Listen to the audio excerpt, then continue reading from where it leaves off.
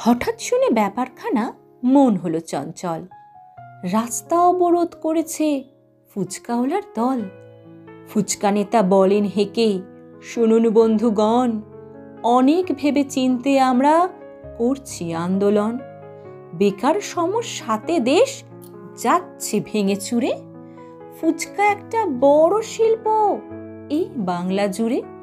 কত বেকার করে খাচ্ছে সংখ্যা জানা নাই। কাজেই ফুচকা শিল্প বাঁচুক, সবাই তো তাই চায়।